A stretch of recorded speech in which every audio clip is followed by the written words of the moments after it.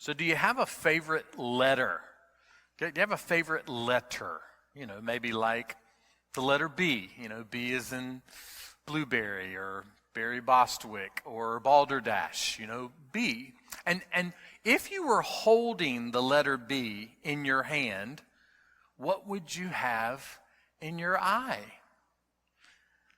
Well, beauty, because beauty is in the eye of the beholder. The beholder.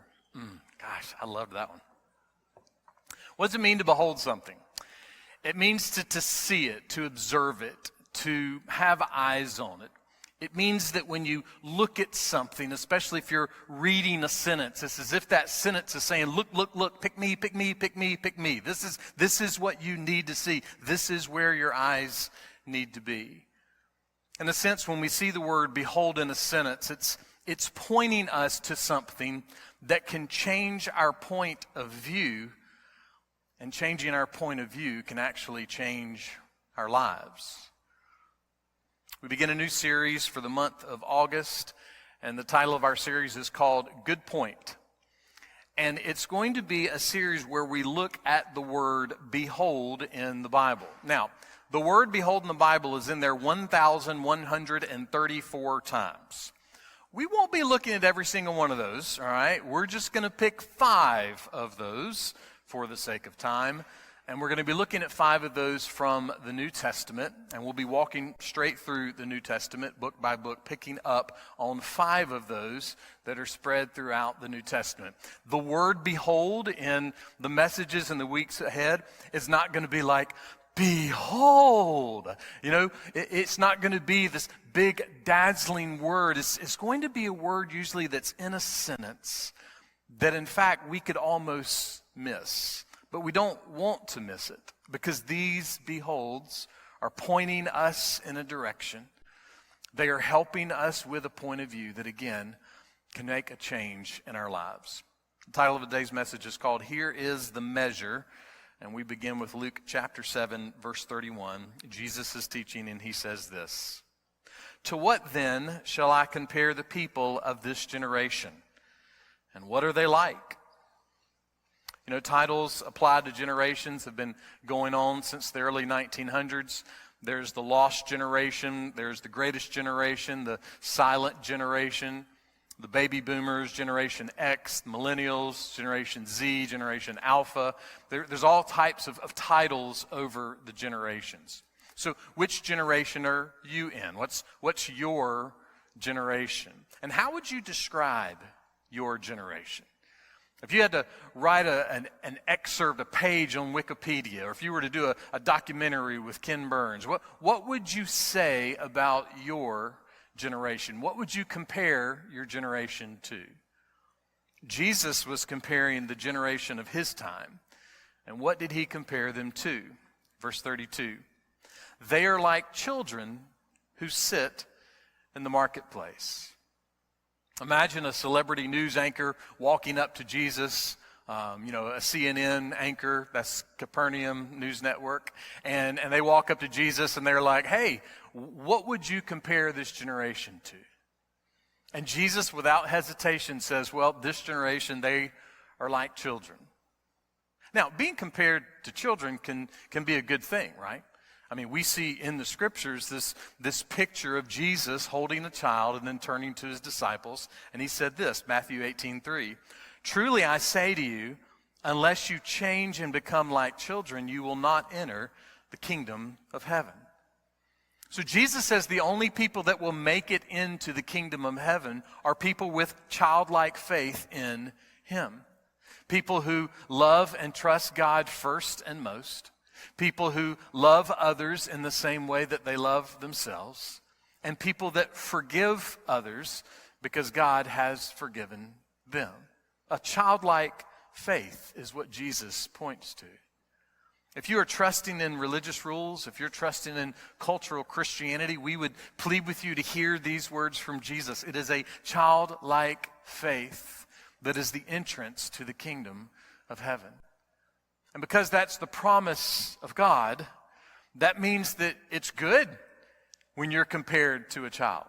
right? So it's definitely a good thing that you would be compared to a child. They are like children. But there's also a negative way to be compared to a child, right? I mean, when a spouse is talking to another spouse and they say, you know what, you're just like a child, they aren't talking about entering heaven, all right? That's a completely different conversation they're having. So, which one is Jesus talking about? Is Jesus talking about a humble child, a humble childlike faith kind of child? Or is he talking about more like a rude, selfish brat kind of child? Well, he explains, verse 32.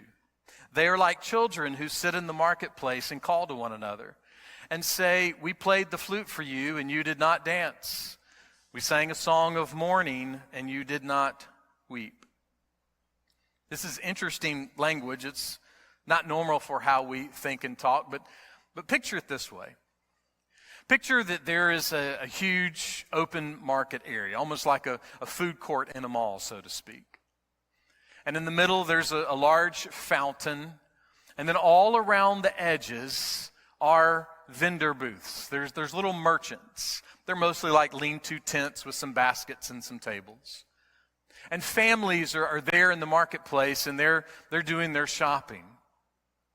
And the marketplace area is safe enough that the children, the younger children, they can go out to the middle over where the fountain is, and they can play games together in the fountain. And over by the fountain, there's a man who's just sitting on a bench, and he's watching all of this that's transpiring.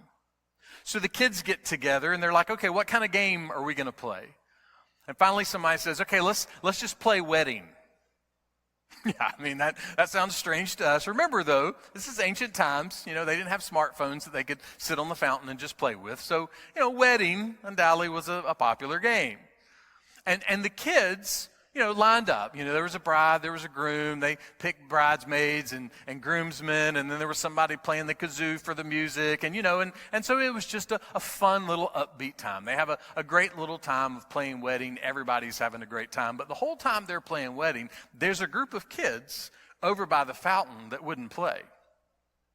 They didn't like the upbeat music. They didn't like the fun of the wedding. And they're just sitting over there, just pouting and kicking the dirt. And after a while, little Mary Jane, she likes for everybody to be included, and she sees the pouty kids over there kicking in the dirt, and she's like, no, I want them to play too. She goes, all right, that's enough wedding. Let's play something else. And somebody says, okay, well, let's play funeral. I mean, bless their hearts, you know. I mean, their choices were wedding and funeral for games. Their choice of food was baked fish and baked fish. So, you know, they didn't have a whole lot of choices that they had to play from. But you know, they decided to play funeral. And so they put everybody in place, and there was a little choir, and the choir were supposed to sing songs. And so they began to play funeral. And that same little group of kids is standing over by the fountain. Well, they don't want to play funeral either. They don't like that game. They don't like the solemn music. And so they're just kind of sitting over there pouting, kicking in the dirt. And after a while, the man sitting on the bench, he turns to the kids that were pouting and kicking in the dirt. And he goes, your friends, they've invited you to play. You know, they tried to play one game and you didn't like that. They tried to play another game, you didn't like that. You know, I mean, really, they're really trying to include you, and you're kind of just acting like selfish brats. Now, here's the picture. That's not just a scene according to our text. It's almost as if Jesus is the man on the bench. And he's not turning to some pouty kids that won't play a game. He's not turning to a celebrity news anchor. He's actually turning to church people. He's turning to the pastor. He's turning to the elders. He's turning to the deacons. He's turning to the church staff, the church members. And he's saying, you know, you guys are kind of acting like selfish brats.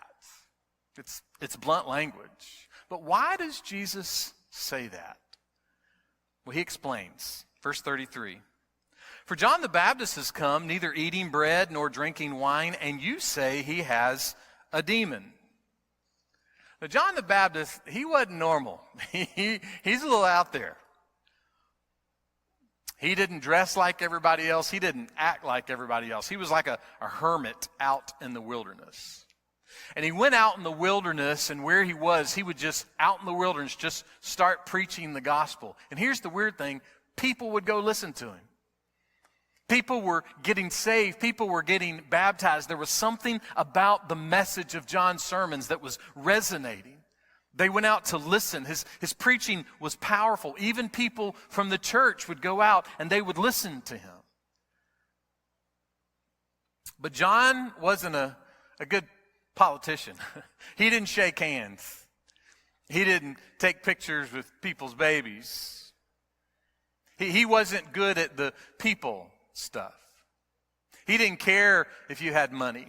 He didn't care if you were important in the community or important in the church. He was focused on the gospel. He desired to live a holy, devoted, separated life from the normal routine of what everybody else did. He just wanted to preach the gospel, and God used his preaching.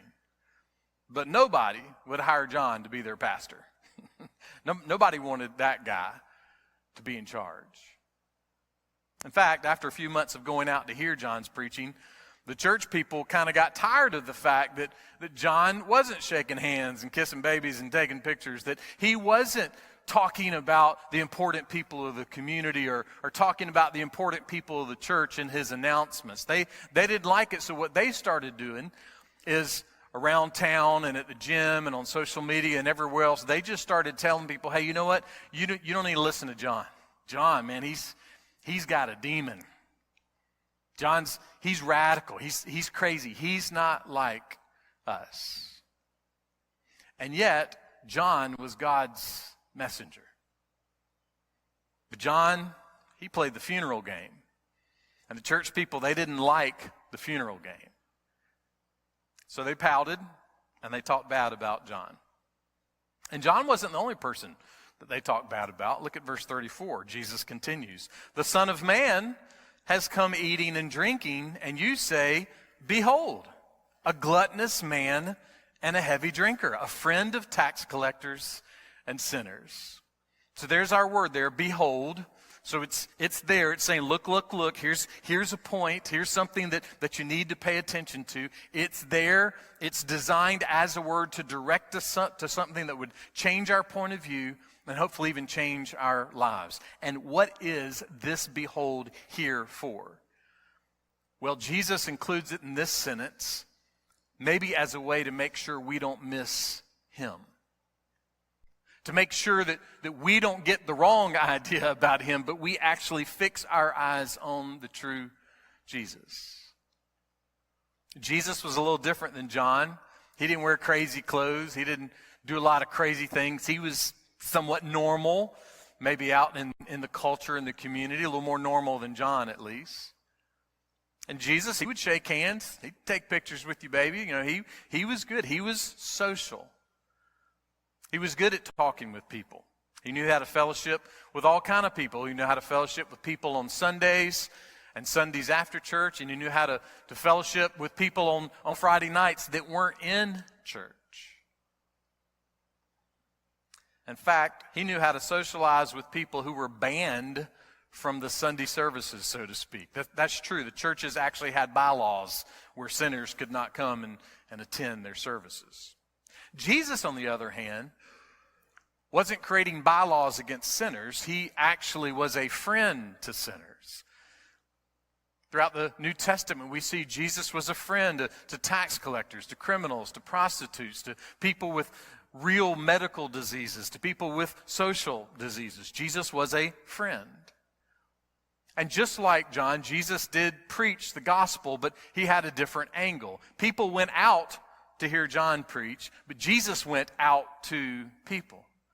They would go out to the wilderness to hear these powerful messages from John, but Jesus actually went to the people with the message of the gospel, and he would go anywhere they were. Jesus would go to the marketplace. He'd go to the leper colonies. He'd go to the wealthy neighborhoods. He'd go to the poor neighborhoods. Jesus would go anywhere people were. He ministered in a practical way that made sure that people knew that the gospel was for everybody, everywhere. everywhere. The church people, not so much. They didn't exactly agree with Jesus making the gospel available to everybody, everywhere. So, after a while, in the marketplace and at the gym and on social media and other places, they started saying, hey, look, you shouldn't listen to Jesus. Jesus, he goes to meals that are not sponsored by the church. Jesus, he's a glutton. He's a drunk.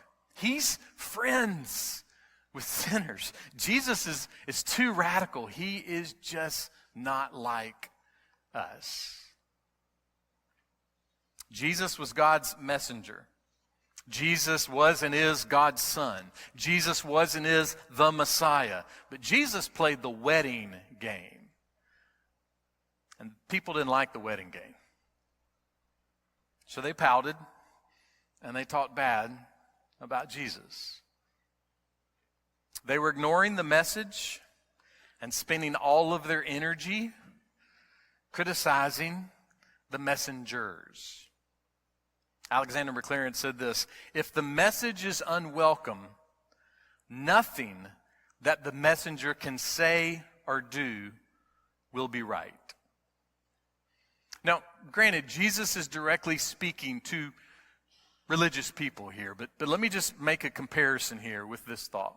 Let me read it again. If the message is unwelcome, nothing that the messenger can say or do will be right. That can be true for religious people and people in the church, but it can also be very true for non-religious people and people outside of the church. We live in a time and a culture that's not different than any other time in any other culture. It's just this is when we're alive. So it feels like that what we're experiencing has never been experienced before. It has. There is nothing new under the sun, as Solomon said. Is it different because it's AI instead of whatever it was in 300 BC? Yeah, it's different. But it's still the same. The heart of a person is still the same. That heart was created to worship and enjoy God. But the heart of a sinful person will worship self and worship whatever it is they want. So if the message is unwelcome, it doesn't matter what the messenger says or does. It won't be right. So if you're a religious church person and you're not hearing or seeing or enjoying what you want to enjoy, you may not listen to the message because the message is not your priority. It's whatever is being delivered with the message, the way it's being delivered. And the same is true for someone who's not religious. They would say, well, I don't want to hear your message because you don't vote like I vote. You don't wear the same kind of clothes that I wear, et cetera, et cetera, et cetera. So whether you're talking about within the church, tradition or contemporary aspects, whether you're talking about music or dress or style of building, or whether you're talking outside of the church, people have nothing to do with God. If the message is unwelcome, nothing that the messenger can say or do will be right. This is again pointing to the heart, which is what Jesus was always pointing to. The heart, the heart, the heart. No matter who you vote for, they will not always do what you want. That's not even possible. But we've become a culture that's not different than other cultures throughout history, but this is when we live, and we're a culture that says, this is what I want. If you don't give it to me, you're out. Aren't we thankful that Jesus did not have that attitude toward us? John was God's man for the job. Jesus was really God's man for the job. They didn't like how John did things. They didn't like how Jesus did things. And Jesus turns to them and he says, you guys are acting like selfish brats. You don't like anything unless it's exactly what you want. And even when you get what you want, you still will pout and kick the dirt. How does Jesus end the conversation? Verse 35. And yet, wisdom is vindicated by all her children. Some of you may have heard me share the story before about my late friend Janet Hoggard. It's been probably about 25 years ago now. We were sitting in the Mayflower restaurant in Rocky Mount, North Carolina. And my then 4-year-old and 2-year-old, the only kids we had at the time, were sitting there with us at the restaurant. It was a little senior adult seafood buffet thing, and we were all just kind of sitting there talking, and Janet turned to me and she said in her sweet southern accent, "Dow, your children are so well behaved." To which I said, "Janet, you should see them at home." And Janet said immediately, she said, "But that's the point. See, you train them at home. It's not supposed to be perfect at home. And then when they go out, they take what they've been trained with and they go live that out." I'll never forget that conversation. It makes so much sense, and it's a pretty good picture of what's happening in this moment as Jesus is teaching. He turns to the selfish religious folks and he says, "Look, you're acting like children." And he says, "Let me give you the truest measure of life." The truest measure of life. Listen, if you want me to talk about Carolina and Clemson at your funeral, I'm really sorry. If you want me to talk about your job or what a great golfer or hunter or fisher or shopper or gardener or whatever it is that you did in life, and that's all you really want said at your funeral, I'm really, really sorry. Because that is not the ultimate measure of a person. The ultimate measure of a person is, has God rescued and redeemed them? Have they been set free? And if that is true, your funeral will be a tremendous worship service. It will be a time of great joy, because at your funeral, you will never be more alive. That was the joy of being able to speak at both of my parents' funerals, was being able to say their life here was great, and they loved Clemson, and they worked hard in the yard, and the grass was perfect, and they were great parents. But the greatest measure, the most important thing of their life, was that they actually, not perfectly, but behaved like children of God. See, that's what Jesus is saying. He says the greatest measure is that God's true children are known by their behavior. Now, are we always going to get it perfect? No, not at all. But are we in the ballpark? Or do we kick the dirt and pout way too much? This is an incredible sentence from Jesus, and yet wisdom is vindicated by all her children, because it's part rebuke and it's part hope. The rebuke is clear. The rebuke is, hey, you're rejecting me, you're rejecting John, you're rejecting the gospel. Don't reject. That's not good. When Calvin came back, one of the first things he said to me when we were talking the other day, it really just struck a chord with me. He said, I didn't realize until I'm in this place that has great history of churches. But he goes, I was in this place, and this is what he said, and correct me if I'm wrong, he said, it just felt so dark. Like they really did not have any of the light of the gospel. Jesus is saying, do not live in darkness. Don't reject the message. So there's a rebuke in saying, and yet wisdom is vindicated by all of her children. He's looking at the pouters and going, hey, the proof is in the pudding. We see your heart by your actions. But then there's also hope. And here's the hope. He's not talking to everybody. That's fantastic. He's not talking to everybody. As Calvin shared, it wasn't until almost the last person that he talked to that he actually got somewhere. So Jesus isn't talking about everybody. You see, here's the thing. There were some people, they believed. They went out and listened to John, and they believed.